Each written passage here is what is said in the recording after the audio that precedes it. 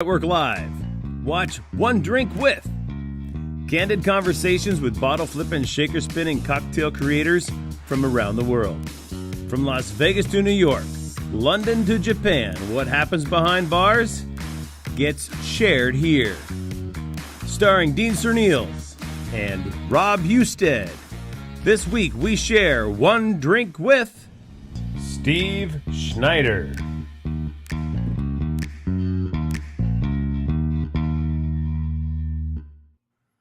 What's up, my dudes? Eddie Munson here doing a little Halloween programming for One Drink With. Who's that dude? Rocking out bedrock style, it's Barney Rubble, buddy! Some old schooling. Yeah. What's going on, Barney Rubble? We were rocking back in the Stone Ages before you even knew what rock was, but congrats on the new movie, Stranger Things. I've been hooked, I'm addicted. I'm on season 4 right now, and I've heard good things about you. Well, all I've got to say is that you can't wait until you hear, Master! Master! That's all I'm saying. Welcome, everybody, to Cocktail Network Live, One Drink With, our Halloween episode. I have to break character because I can't do that all night and keep going, but it was a lot of fun. Dean, I have to ruin everybody's surprise. It's actually me under here, Dean Serneels, like you didn't know. You know what? Funniest part is, hey, Jeff Baugh is in here. He's like, hey, oh my God, I had you in Niagara back in the day for a bartending course. Yes, Jeff, I remember you well. We taught you some bartending, a little bit of bottle flipping way back in the day. Thanks for stopping in, Jeff. Tell your friends about us. Yeah, that was back in the day when I did have long hair, and I was Eddie Munson back in 1988, the year I started bartending, if you can believe that. Full out. Had the jacket that had patches on it, and I was like walking down the high school hallway yelling Metallica. I was that dude. So sad. I'm excited for today's episode. It's Halloween. We got some tricks. We got some treats in store today. Some surprises and some other good stuff. But Dean, you want to get into maybe some housekeeping about what we got going on, how to ask questions, things like that, and then we can get into it. This is my new studio. It's always under construction. It's today's studio. Yeah, we have questions and comments. Look at this. We already have a comment in from Jeff. I just saw. Here, I'm going to re-show it again so you guys can see. Throw us a comment. If you have a question, put a Q in front of your question, and we'll be able to see it, and we'll bring it up live on the screen. There's Ryan Clark going, what up? Ryan Clark from Las Vegas, a little CanCon content here. Thank you, Ryan. So we have a great guest coming up a little bit later today, and we'd love for you guys to throw some questions in. Rob and I have great questions ready. We'd love to hear from you as well. And in speaking of hearing from you, please like and subscribe to the show wherever you're following us. If you're on Facebook, please share it. If you're on YouTube, please share it, like, subscribe, add a comment so that we can talk back and forth. Like I said, we can bring comments and questions live on the screen. We're just kind of getting word out there, you know, having some fun, getting some celebrities from the industry on board with us today. So please like and subscribe and share One Drink With. Yeah, Dean, it's all about growing the community and then just helping give back and bringing on people that help give back to the community as well. And one way we gave back was we just ran an online cocktail contest. Can we finally let them know maybe the top 3 and talk about that a little bit? Yeah, Dave Beck says we're a couple of pimps. Yeah, there's some old school flair bartenders right there. Those guys used to bartend. Dave, tell me the name of the bar you used to bartend back with Patrick Kelly. They had broken glass all over the floor as flair bartenders in Vegas or Atlanta, Georgia. Amazing. Buckhead, Georgia, if I remember right. Every time we went there, we had to go behind the bar and flare, and then it was so much fun just to drop the glassware and make it break everywhere after the pouring pour. It was just what was the name of that place? Yeah. I think Devin Frett still works there or still. Is it still open? Yeah. Tavern on the Green, I want to say, right? Tavern at Phipps, I want to Tavern say. Phipps. It's all a blur, man. It's all a blur. That was if you know, put it in the comments, but I'm pretty sure that's what it was. Decade and a half that I was completely unsober. All right, Tavern at Phipps, young man. The young and slim years. That goes for all of us, my dear friend. Yeah, David Beck. Yeah, cool. Rob, yes, you were talking about a contest, correct? We did. One of the ways we give back is we'd like to do an online contest. We did this one for 30 days. We announced it at the end of the last competition we did, the Bartender's Shakedown. We challenged bartenders across the globe to come up with their best original new vodka cocktail in Real syrups. All you got to do is have a minimum of 1 ounce of new vodka, a minimum of ½ ounce Real syrups in your original cocktail. Post a picture with your recipe and procedure, and then we picked the top 3, which we just announced the last couple days, and we've been kind of teasing it in our social media to get it out there. And then overall winner, we give $250 away to the best overall cocktail.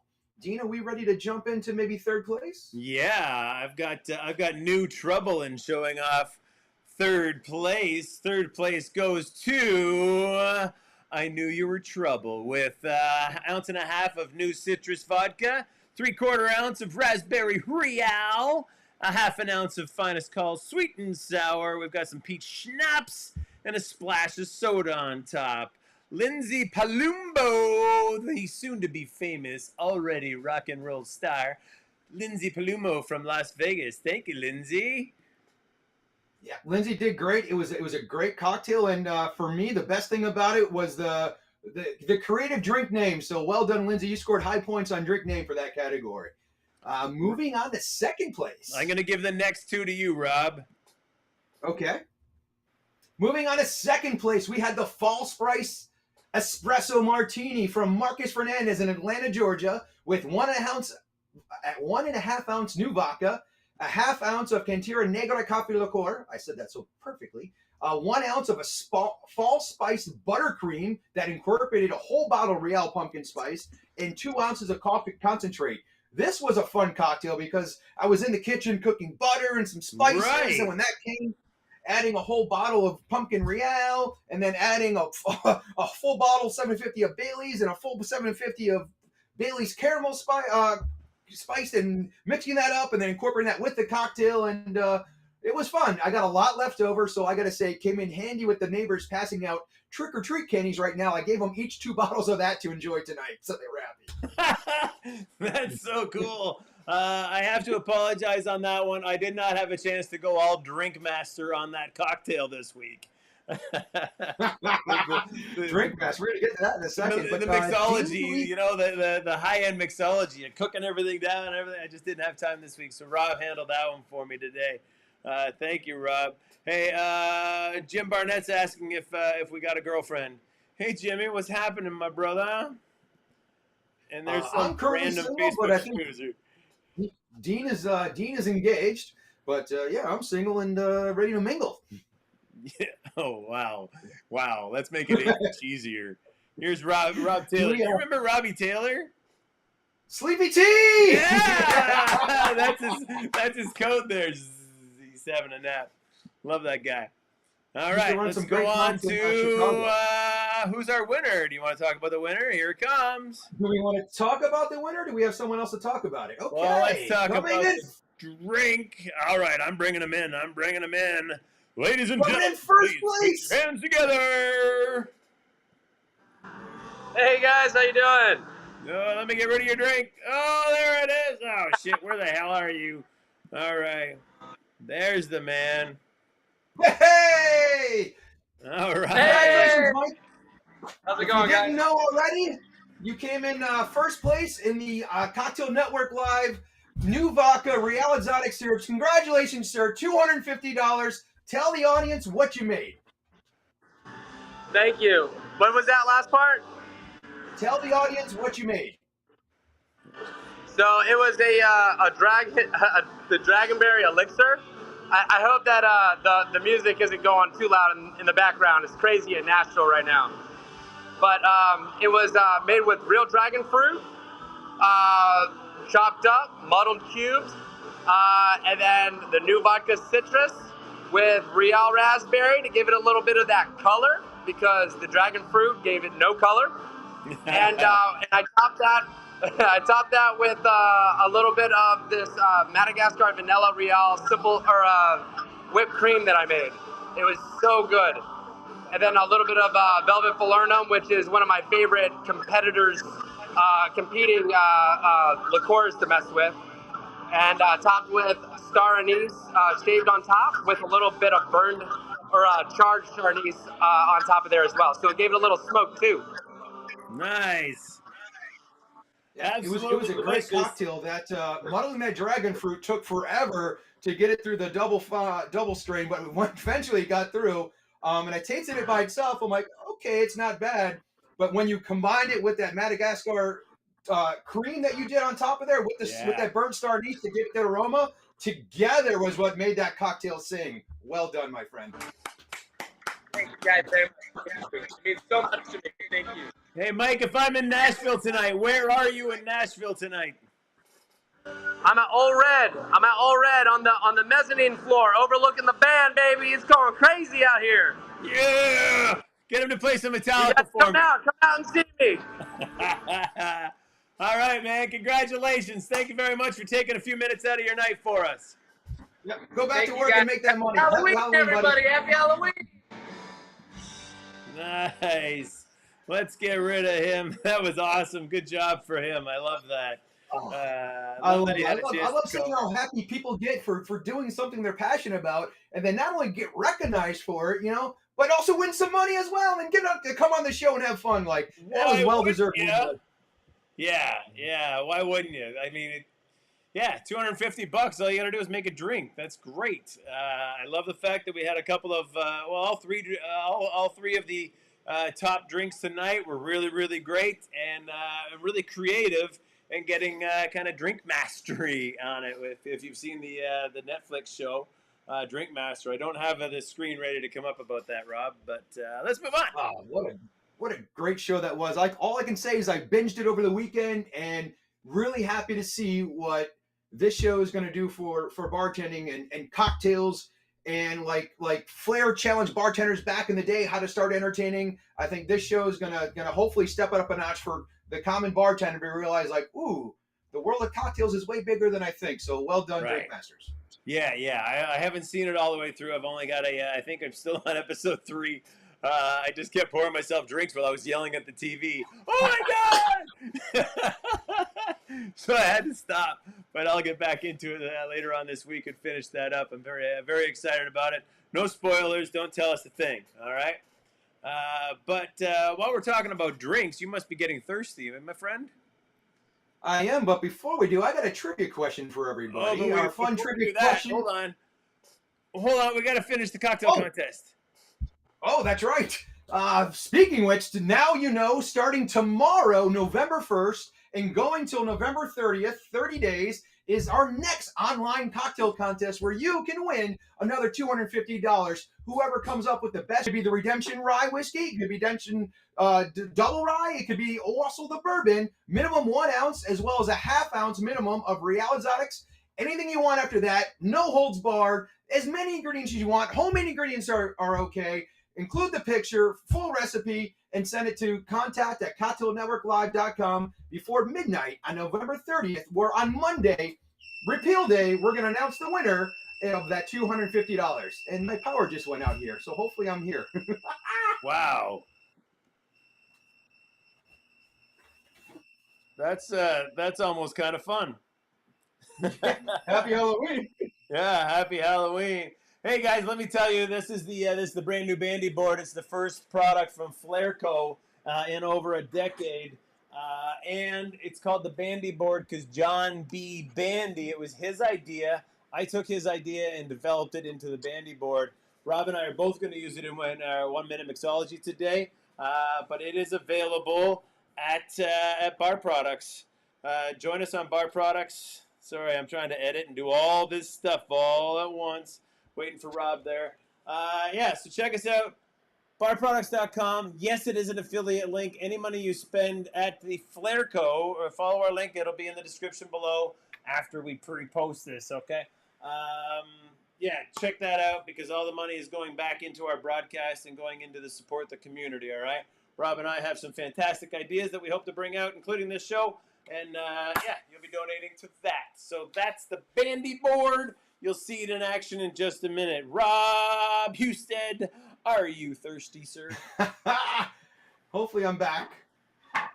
Yeah, you're back. You look great. You sound great. I'm going to keep talking my screen froze, so hopefully I'm here. I'm going to keep talking like you're hearing me right now. You're good. My power's coming back now. But the trivia question of the day is, and the first one to enter the comments gets a high five for me, is what day is National Flair Bartenders Day? Aha, good question. Put it in the comments, and then Dean will let you know who wins. All right, first person in the comments. Rob, it is time for 1 minute mixology. Bum, bum, bum. I hope you have your drink ready.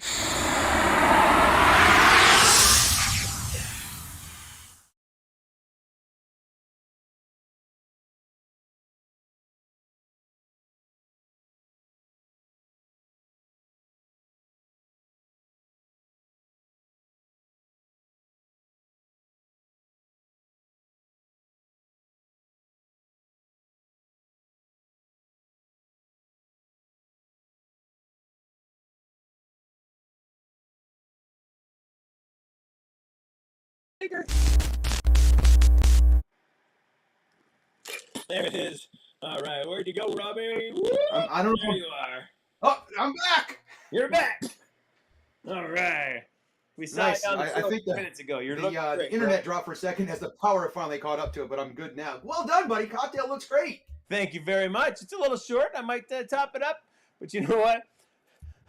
I went to the store looking for a different product, and then all they had was plantation pineapple, and I didn't want to put that in this drink. But then I saw this $70 bottle of XO and thought, can I put that in a Halloween cocktail? Sure, why not? So I did, but that's the last time I'm putting in that. I'm going to save the rest for one more drink with. Yes. I like it. I think you got the treat in the drink, and I got the trick by the power going out. Right, sir. All right, Rob, you ready to make us a drink? Yeah, let me get my display set up Ooh, in honor look of at you. all the past cocktail competition. Look at you, And, all let's fancy get and this such. going. I'm a little nervous. Like I told Dean that I might run out of time for the first time, so we'll see how that goes. No way. But let's just go with it. All right. All right, I'm ready, Dino. Here we go. I love these random Facebook user posts. I love it. Gabby says hi.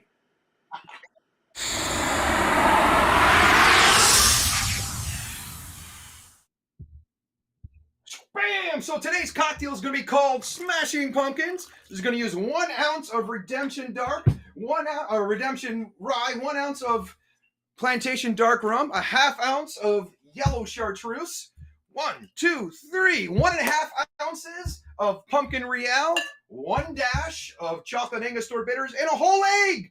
That's right, a whole egg we're going to include there. And then some finest call single pressed. 1 ounce of that. We're going to spindle mix this bad boy.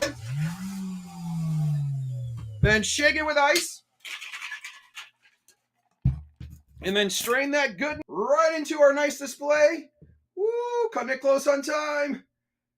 That nice head. So we basically made a flip and then sprinkled with some apple pie spice, pumpkin pie spice, and there we have Smashing Pumpkins. Nice. Well done, sir. Well done. I greatly appreciate what you just did there. Hey, did you see my shaker? It's the Bartend Better Now shaker. I saw that when I came back on, just when I reconnected. I saw that, so that's awesome, buddy. Thank you for Check that. out Bartend Better Now. That's Rob Husted's site where he teaches all kinds of great bartending and mixology, such and such. All right. Cool. That drink looks great. I love your presentation down there, man. Thanks. I know by the end of one more drink with that, all these candies are going to be in my belly, so I'm excited about that. It is Halloween. All right. Gabby says hi. Hi, Gabby. Hey! And Rob, we have a winner from our trivia question. Please put your hands together. Out of Canada, Ryan Smythe. Hey, Ryan Smythe, how are you, my dear friend? Yeah, June 10th. He says he's a little out of practice, but June 10th, 2022 was the first National Flair Bartenders Day. Thank you very much, Ryan. Dean, you want to give everyone a quick update of why that date's so important? Well, sure. After, I don't know, it took 2 years to finally get to a final prototype going live, and our first production of 800 Flairco Flair bottles came out on June 10th, 1998. So when Rob and I put together National Flair Bartenders Day this year, we thought, what a better day. Great day to put the show together, and we celebrated it with 6 hours of being on a live broadcast with a bunch of great Flair bartenders, and we're looking forward to doing that again next year with even better, bigger Flair promotions, so it's going to be great. Thank you, Rob. All right, random Facebook user gives us a bunch of hearts. Thank you, random Facebook user. I'm pretty sure those are my Facebook users. If you're logged into yours, I'm guessing. So. Oh, that makes sense. All right, if you're sending messages from Rob's Facebook, tell us your name so we can say hi, because it just comes up as Facebook user, which is kind of impolite for me. We're learning this technology. Let's get on to our guest, buddy. Yeah, I'm so excited. You know, I've followed this guy for years. I kind of lost touch because of COVID and stuff. And I'm struggling to wonder how many times we've even talked. But I remember I saw him in Las Vegas once, and I was like, hey, here's Steve Schneider. And we embraced like we were old buddies from, back in the war. And we've chatted a little bit since, looking very much forward to catching up with Steve Schneider. I think I gave it away just now, didn't I? Rob, how did you first run into Steve? It was definitely at a cocktail event. And then I was just so happy for him when I saw the movie Hey Bartender come out and really showcase him and let his personality come out. And then from there, during that time, I saw him at so many other industry events. And well, let's get to know him a little bit better. All right, here he is. Ladies and gentlemen, please put your hands together for the one, the only, Steve Schneider, Forrest Gump. Hey! What's up, guys? Hey, let me tell you, Steve. Dean, when you're talking about when we ran into each other in Vegas, you're like, you're Steve Schneider. I'm like, son of a bitch, you're Dean Serneels. Stop. 20 years ago, I used to watch your videos, man, and you taught me so much. You're the reason why I have a fake plastic thumb. You're the reason why I have a sky bottle with the string on it and the hook, floating shaker tin as well. Yeah, the floating shaker tin. Yeah, man, I used to watch you all the time, and I learned so much from you, and I never met you. And when I met you at that conference, and you embraced me, that was a special moment for me. And to be here with you guys, two legends, oh my God, I feel like a kid right now. So thanks for having me, and happy Halloween, everybody. Thanks for tuning in. That's very also, I love the energy. I love the energy of that bartender you just had on, Mike from Nashville, the winner. Yeah, he had great energy. I'd love to sit at his bar. Yeah, he dropped me a message on Facebook, or not Facebook, on Messenger. He said, "Thank you guys so much. The journey is so long, and I'm learning every spot on the way, and I appreciate you guys so much. Thank you." So he's doing Flair, he's doing mixology, he's doing the whole thing, and he's loving every bit and every step of it. So he's doing great. Thank you. Great. Yeah. Nice. So Steve, first question before we get into anything, what are you drinking? Right now, I am drinking. Well, I can't drink as good as I used to, but I'm drinking a little bit low ABV right now. So I am drinking sherry.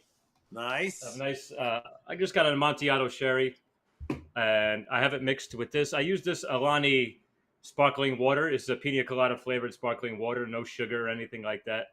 So it's just a sherry highball, like a pina colada sherry highball. So, I'll make one for you guys if you want. Nice. Yeah. And during your 1 minute mixology videos, I was counting those pours. You guys are spot on. Oh, wow. Yeah, all those legends and quest days made it easy. Right. Yeah. Cheers. So I just poured. I poured 2 ounces of Amontillado sherry, and I topped it off with the the pina colada soda water, and that's it. Just a nice sherry colada highball. Cheers to you guys. Thank you very Salud. much.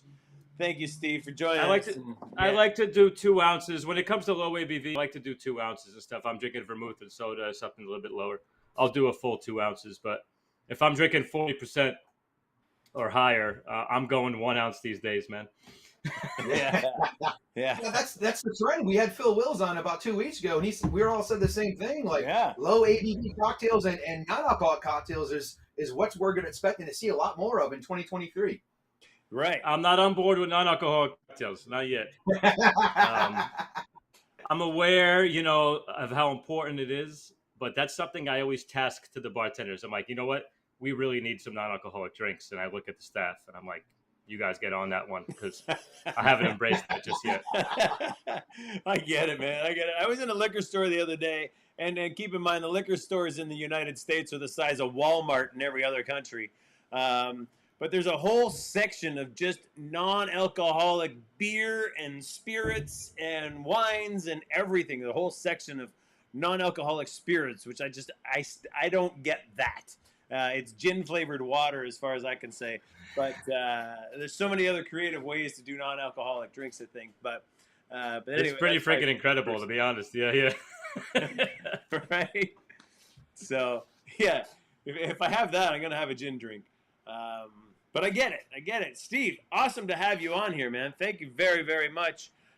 For our viewers, give us a little bit of a history and kind of quickly catch us up to your storied career before we get into some more detailed questions, if you could. Well, I'll just start with what I'm doing now and go backwards. Sure. My name's Steve Schneider. This is my 20th year of being a bartender in the bar business full time.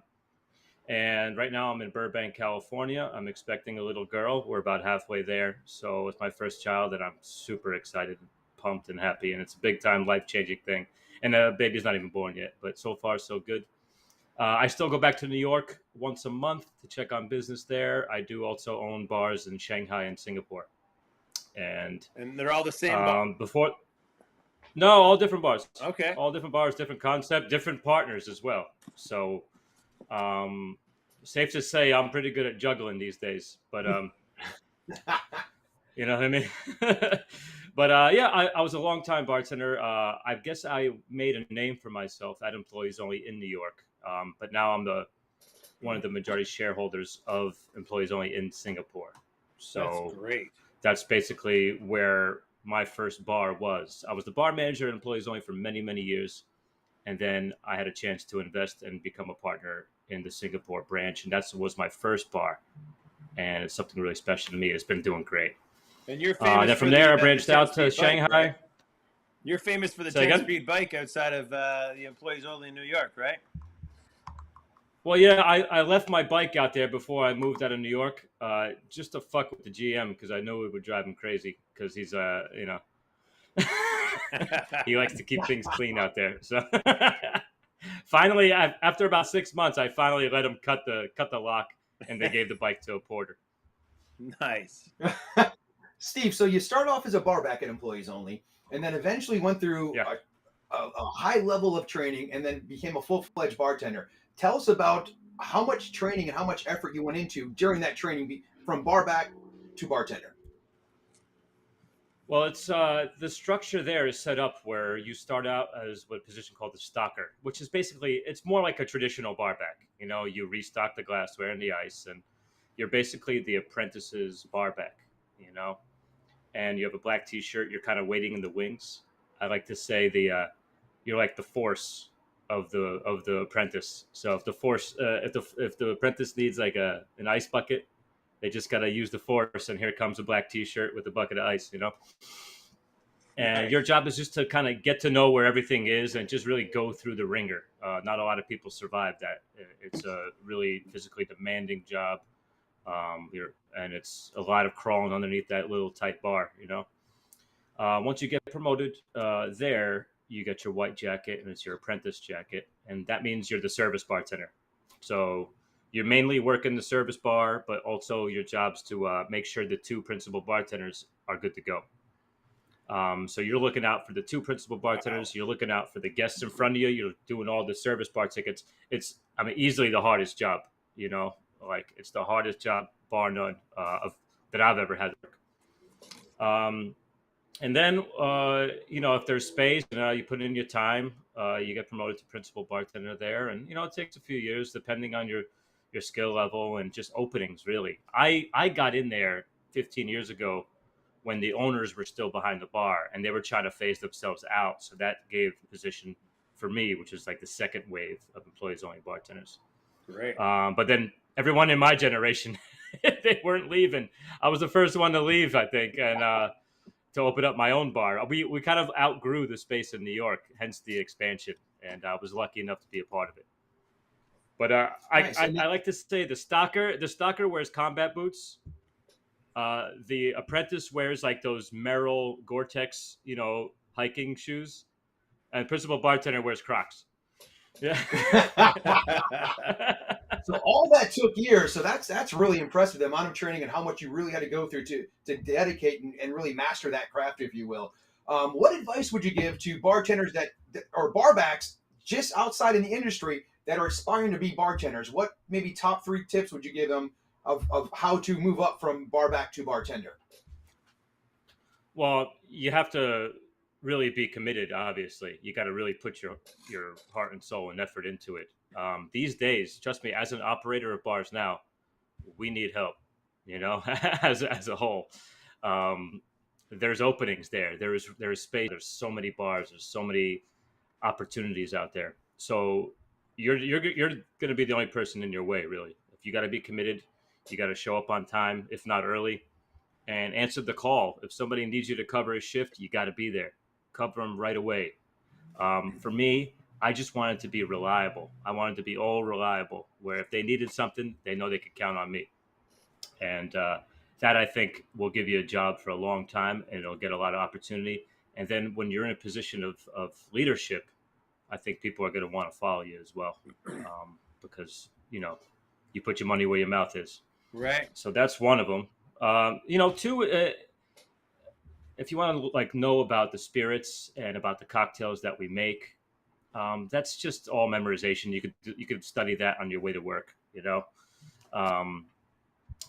you got to know that stuff, but you don't even have to know too much to start. Just know sound bites. You know a little bit here and there, especially if you're in a busy bar. You don't have time to really explain too much. So just know what makes rye and bourbon different. You know, like just in one sentence, almost like a synopsis for a movie or so. You know a little bit about everything. You know, Right. I am not. I'll tell you, I'm not sitting here. I am no walking encyclopedia by any means. Right. But you throw me behind any bar, and I could chat enough about booze where, you know, I can explain Angus to guests Winchester- what the hell they're putting in their body. Angus Winchester used to teach programs that say just know 2 things. Know 2 things about every bottle, and you're good. Because there's so much going That's on. all. Just be able to hold a conversation. I told my daughter the other day, and my son actually, just show up to work and be there, and you got yourself a job. You know. And also don't be afraid to make mistakes. You know, like just try not to make the same mistake twice. You know, I don't be reckless, but don't be cautious either. You know, like do your thing, make your mistakes, learn. I've learned more from fucking up than I did ever from doing good. You know what I mean? Yeah, I always say that we only learn from adversity and curiosity. If you want to go looking for the information, you'll find it. All the world's information is on the internet. But otherwise, you're going to trip over something and figure out how to fix your scratched knee. And that's the only. You want to know how I learned how to do a shadow pass? Yeah. I fucked up many times. Yeah. So I got it. That's great, man. Yeah. So you talked about the movies. Put in the time, the effort. You talked about the movies. You were a center figure in Hey Bartender. Yeah. First of all, where can we find that now? Is it still on Netflix or is it somewhere? Do you know? I don't think it's on Netflix anymore. I honestly haven't watched it. Next year will be 10 years since it was released. Can you believe that? The very first interview was in 2009. Okay. It was a long time ago, and it almost like another lifetime ago for me, at least in bartending Right. speak. Well, give us But the crystal ball. I mean, Rob and I are okay. involved in a documentary. We're making a documentary about flair bartending. If you haven't heard yet, Oh, that's great. tell us about how Hey Bartender, how it affected your career, and what other opportunities came out of it for you. Well, so much. I mean, every bartender has seen it more or less. In fact, in Vegas for the union bartending course, they watch that thing. So it's like every union bartender in Vegas knows who I am. So that's kind of dangerous. Every time I visit Vegas, they know who I am. But the whole thing came about. The guy who made it, his name's Doug Tarola. His company is called Fourth Row Films. He's made a ton of documentaries. He's made over a dozen documentaries. Great. And this is back when there was less than 5 cocktail bars in New York. This was like, right back 2008, 2009. Yeah. We were employees only was a handful of cocktail bars. So his mother sent him a newspaper clipping about employees only, saying, "Hey, you should check this out," because the bar that he liked to go to closed. It was like an old Ivy bar. Right. So he's like, "Yeah, fuck it." So he came in, and when someone walks in, we have a curtain, the psychic booth and the curtain. So he walked in, and talk about deer in the headlights, man. And I was busy. I was an apprentice at the time. I was working service bar, and we were slammed, and we're slammed every night at that place. But he walked in, and there was a seat opening up, and he was solo. So I was like, I could have done one of two things. I'm like, I could have made fun of him, or I could have got him a seat. I did both. But as every good bartender would, right? Yeah, of course. A quick little sidebar is like my favorite bits of conversation behind the bar is when you turn your back and you're at the POS system plugging in drinks. That's when the best conversations ever happen. And I turned around, I was like, look at this fucking guy, he doesn't know where he is, And like, hey buddy, how you doing? I got a seat right here. So he sat right in front of me, and he had a great time. And he was just blown away. He had never been to anything like this, never seen it. And he's like, hey, I make documentaries. Is it okay if I interview you? I might want to make a documentary about what you guys do. Wow. So, an artist in New York, I thought, I've heard him a million times. I just thought he was talking shit, Right. So I was like, yeah, sure, whatever. Come by tomorrow. Looking so for a free drink. And we had yeah, exactly. So we had a great conversation. And then he's like, man, this is it. This is amazing. Followed me around for, 2-3 years. And then I introduced him to everyone else in the bar industry. And then it just kind of, the story just kind of wrote itself. And the next thing I know, I'm on the red carpet in Hollywood, like Cosmo Kramer'd my way into it. And, it opened up a lot of doors. One thing, when you're the subject of a documentary, you don't get paid for the documentary. Right. But the opportunities that arise after that was tremendous. I went all over the world, all over the country. In fact, Dean, where are you from in Canada, Dean? I'm from Niagara Falls, just south of Toronto. Oh, okay. So we would go to Metallica concerts in Toronto, and then all south of there. Yeah. I remember reading your story in the Long Pour, Adam McDonald's book. Oh, yeah. That's Bulldogs so cool. at the Gate. I remember that, of course, man. Dude, I'm a Dean Serneels super fan. Come on. So I love you, man.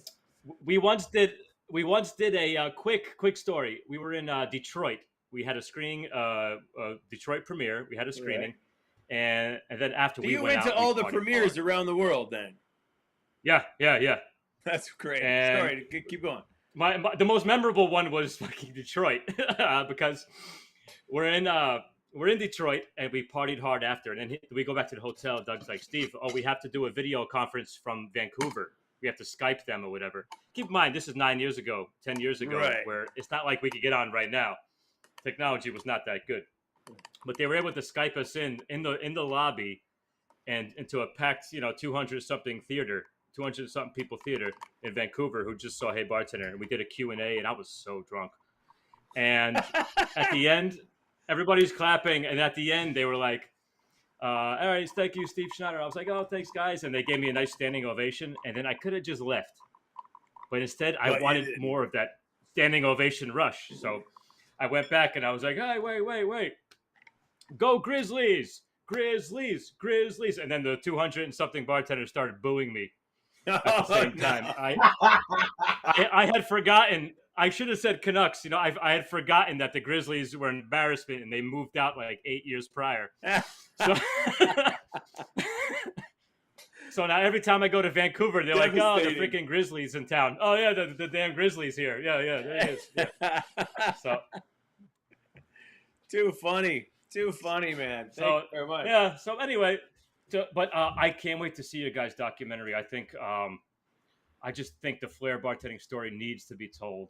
I've had so much admiration, and you know, I did my best as one as well in my early years of bartending, and it's just the energy that flair bartenders bring, the dedication to get it right, because you don't practice at work. You know, you practice on your off hours. Absolutely, it's something that as a cocktail bartender would never understand. They'll never understand the amount of physical, mental energy that you guys put into it. And it's not just juggling bottles, flipping bottles. It's about being on point with every guest, being energized, and also, you know, learning the working flair, knowing when to flair, when not to flair, and just knowing the business inside and out. And I go to Fuel Bar, man. Get those pours right. Now Circa, where Vace. Yeah. It's, you know, you guys couldn't even go on stage if you didn't pass a pour test. Am I right? Yeah, you're right. Had to pass a pour test in order to compete. You didn't get to the big show until you did a pour test and a speed round and everything else. Only then could you show off your flair. I'm saying it's so impressive. I wanted to ask you guys, who are some of the young heads? Like, I talk to Dario quite often. One of my favorite flair bartenders and just one of my favorite people. I've always wanted to know who the young stars are in the flair bartending world, because I don't hear much about it, and I think that the young stars. It's great to see Latin America really just blowing up right now. Like there's so many young Latin American male and female bartenders, and then overseas in the UK and Russia has been killing it. Like Belarus and some great female flair bartenders from there. But at least for here in the States, for us. I was just watching a video from Shake It Up, the USBG competition we did at the Nightclub Bar Show, and I was watching Cruz Gutierrez, a flair bartender from South America who lived in Texas, but Lorenzo Garcia was bar backing for him, and now seeing Lorenzo Garcia stepping up and winning bartending competitions in mixology, in flair, speed bartending, and it's great to see that. But there's a lot of new blood. That's great. And the time for flair is just everyone's hungry for that entertainment, and when it's done right, it's exciting. Yeah, so that's something I use as inspiration. Like, I try to instill that in the young bartenders that I have working for me, is especially the bars that I have that don't have TVs and stuff. It's like, you know, when someone's looking at you, you know, give them something to look at. It doesn't have to be over the top. Just a little thumb roll, you know, a little tin spin. That's all you need. And just twirl the spoon before you put it in, and it's like, just make it look smooth, make yourself look good, and you know, it's just, it puts you above just the average run-of-the-mill bartender. Just putting in that little extra style points, you know, not so much flair, just style. That's so you did flair and a little bit of magic and stuff while you're bartending. So what are the one or two things that you would do every shift? I mean, I always catch a bottle behind my back, and I only know like 3 flair moves or 5 flair moves anymore. What were the 2 that you would use when you were bartending? And you're doing high-end cocktails, but I know you did just at least two flair moves. Yeah, well, first of all, taking the orange, cutting the orange, and pulling out the dollar bill. I learned that from you, Dean. It's a winner every time. Someone fucking tips you. Yeah. Someone tips you. You make it disappear. You open the orange. You shove the thumb in. You pull the bill out. Money maker. Amazing. It works every time. Freaks people out. Big time money maker. You know, back in the day when we used to do a lot of bomb shots, you know, it was always the the domino effect of bomb shots. You know, that was always fun for me. I like low risk moves. Right, absolutely. I think the Shadow Pass, for instance, is a low risk, high reward move, especially, dude. Like, we have a lot of bev naps and stuff. So when I like bust people in front of me, I'll just wipe the bar with the bev naps, and then I'll just shadow pass it, and then throw it away. Just like kind of crumple it up, shadow pass it, and be done. Yeah, crumple it up, shadow pass it, and then throw it away with my other hand. Because, dude, if I miss it, it just looks like it's just no big deal. Yeah, right? If I miss, it just looks like I'm throwing trash on the ground. But when I get it, which is more often than not, and I as I catch it, I'm looking him right in the eye. And Right. it's like, oh shit, you know, and I look so freaking cool. And if you miss it, it's just as funny, right? It's just as hilarious. Yeah, exactly. Throwing And you trash don't break anything. It's, yeah. But me, I am often I often love to play with my tins, you know. I love flipping tins around. I love doing some hinges and some finger rolls, you know. Right. The gunslinger move, I learned that one from you, I think. All right. That's awesome. Yeah, dude. So tell us about some of the projects that you've worked on internationally, because you've traveled the world, and tell us about some of the things that you've done. Well, my first bar was Employees Only Singapore. I was the bar manager for a long time at Employees Only New York, and I had an opportunity to not only go there and be a minority partner, but also I'd saved money. I saved money for years when I was working. I paid myself like a bar back because I was living like a bar. Like when I was a bar back, I was living off that money. Right. And when I became a bartender, your pay doubles. You know what I mean? So I kept that extra money and I saved it. I ate, you know, ramen noodles for a year. You know, like from the bodega. I made the sacrifices. I made sure that I just saved as much money as I could. It took me 13 years to open my first bar. Right. I had plenty of opportunity, but it's a huge moneymaker if you can stay in it. Well, my whole thing was I knew that I was going to get older, and I didn't want to have to like really hustle my entire bartending career. Like, you know, obviously you work hard, don't get me wrong, but I didn't want to have to overly rely on my body. You know, I wanted to use my mind. I wanted to put my money to use to work for me. I wanted passive income.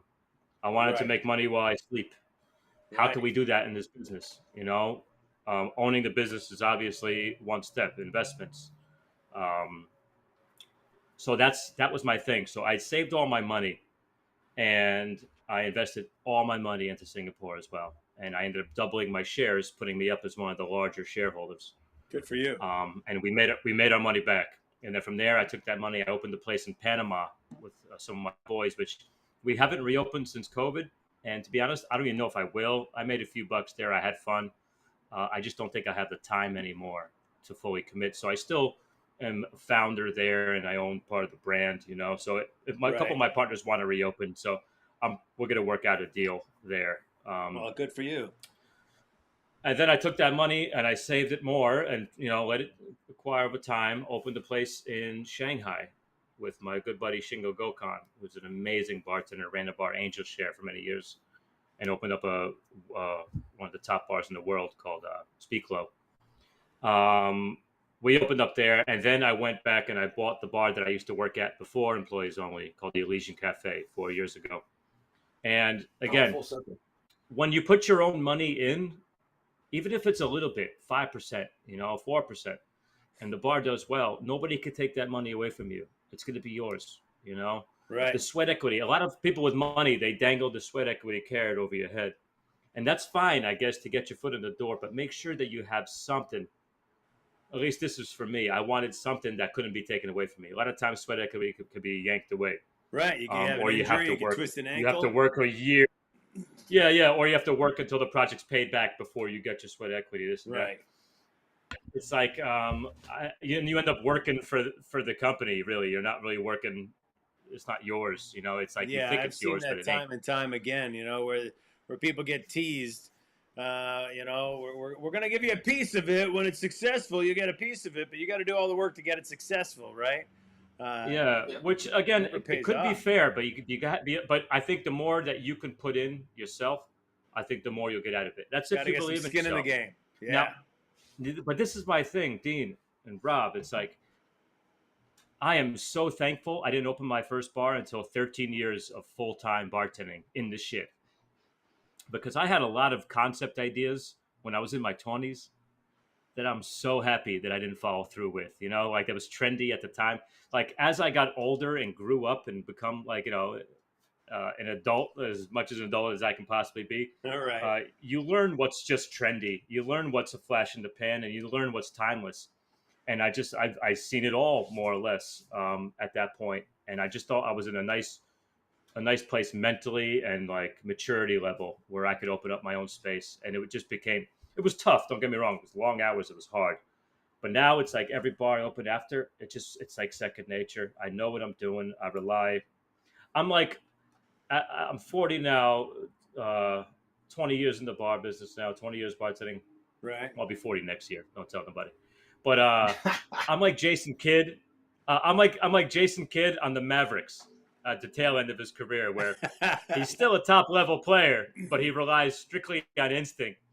And Right. he can't out dribble anybody anymore. He can't outplay people. He just has to outthink them and be at the right place at the right time. That's kind of So that's let's kind of build on where I that. find myself these days. Let's build on that. You just talked about how you thankfully waited to open your first bar before you had all this knowledge, and thank God that happened. So let's share that knowledge, maybe some top 3 things of what you learned opening up all these bars for new bar locations. If someone is looking to step outside the bar and go into business for themselves and become a part owner in something, what 3 things did you learn that you would love to share with yourself 20 years ago? Oh, geez, that's a tough one to come up with on the top, because a lot of it, you know, how bartending is such an instinctual job. You know, there's SOPs, you know, but like when you're dealing with a customer, a lot of the things that you've learned, you can throw them out the window in a heartbeat, because you have to go on your instinct about what this person needs at the moment. You know what I mean? The Right. same thing I think goes with bar ownership. It's like, or mentoring, or having some kind of level where if you fuck up, everyone's screwed. Like that's that's a lot of pressure. That's why I think having maturity is really important. If you have a good idea now, wait on it. Think about it. Because if it's not a good idea 3 years from now, that means your bar probably would have sucked. You know, Right. or your concept. A lot of things I see with young bar owners is incomplete concepts, where it's like good bars, fun bars, and all, but they don't really know who they are. They don't really know what they're doing, and they're constantly trying to chase trends, and they're not innovating. They're just always a step behind, because they didn't go in there with the proper experience. Learn on someone else's dime. You know what I mean? Like, be a Yes. bartender. Live your life in your 20s. I'm honestly remember bartending in the 20s. It seemed like a different lifetime ago, in a Right. different planet almost. But man, what I would give to have one more shift back. You know, at 25-year-old shift. You know, cherish those times, Right. young bartenders. Cherish those times, man, on someone else's time. You don't want to be a bar owner at 25, having to deal with so much pressure. You know, like, make your money on someone else's dime. Travel, enter competitions. You know, have fun, test You yourself. gotta do those. You gotta Get get into out all there. sorts of trouble. Get in trouble. Learn from it. Right. Like, do it. Make Because memories. once you become Learn. a bar owner, uh, yeah, if you get fired as a bar owner, guess what that means? Everybody gets fired. You know, Right. and it's a lot to undertake. But one thing, Rob, to answer your question, when someone gives you money for a concept, they believe in you. You better make it, no matter how creative and artistic you are, you better make that a priority to get them their money back. If Right. that's not on the top of your list, you got to rethink it. It's really important. You know, as much as we love the craft, and there's the artistic side, and you know, all the fun we have, we also have to realize that this is a business, and if you want to make a career out of this business, you have to treat it like a business. You know, you have to Right. treat it like a career. I like what you're saying about It's not that. playtime. It's Yeah. not playtime back there. Yeah, yeah, it's Yeah. real. It's real shit. Yeah. Yeah. Um, so that's one thing. You know, like, someone gives you money, make sure you have a plan to get their money back, because the quicker you get it back, the more you'll get next time. Right. And Right. again, my whole thing is, listen, I can't really talk much about my new project, but I got a new project opening next year. It's gonna I be was my gonna last ask one. you what's coming up new. What can we look forward to? I still got the energy. I still got the legs. I barely have the legs for it. But my guys, my passion is high volume. Right. If I can't work high volume, I don't want to do it. COVID was tough for me, not because business was terrible everywhere, but because I was so deathly bored. Right. I stood behind that bar, and we couldn't play music in Singapore. We had Uh-huh. to allow only 2 people in at a time. Oof. Close at 10:30. It's torture. You couldn't play I didn't even music care because of about the COVID? money. No. Yeah. They didn't want people shouting and whatever. Wow. But to be honest, I mean, like, it made me cherish what I really love about this business and what aspects. It's not necessarily the drink making in and of itself. It's Right. the energy, it's the atmosphere, and it's that vibe, and it's that, like, the drink for me is just the garnish. When I walk into a bar, or when I see a guest walk into the bar, I want like a camera to pan behind them, and I want them to be in their own music video where they walk through the Right. curtain and they're like, "Holy shit, the lighting is right, the music is perfect. There's the ice cracking back and forth from the bartenders." And it's like they look to their left, they look to their right, they're a little bit worried. It's like, every time in a TV show you see a bar, it's always a seedy kind of place, a dangerous place. I love that danger feeling when you walk into a bar. Obviously, we have it all under control, but almost like a Right. theme park, I want you to feel the thrill of the ride. Right. And When like, you're walking up to and the for me, bar, it's you like, want them to be a little nervous on the way up to the bar. yeah, and they look left and right, and the beautiful people next to them, they have a drink in their hand, and that is the garnish. It's got to look good too. It's got to just make sense with the whole scene, and that's the artistic side that I try to recreate with these bars. And honestly, in Singapore, I was so crazy with the lighting and the music and making sure the uniforms looked great. Also making sure the cocktails were right. Just for reference, Right. we have 20 people that have been there for over 10 years at Employees on New York. When someone new comes, it's a whole team of seasoned veterans training one person, and you Wow. sink or swim. For me being in Singapore, it was me training 20 people from scratch. Very different. They had Just the no opposite. freaking clue about what I was trying to do. So I had to be heavily involved in prep and everything, and lighting and music and all sorts of training from the top down. And man, I think it took a few years out of my life. But I remember I was in Singapore and I finally took a day off, right? And I spent the whole day off looking at the cameras. And really enjoying I that got out of day my off. apartment. I went down to the bar and I was wearing my pajamas. I walked in from the back door. I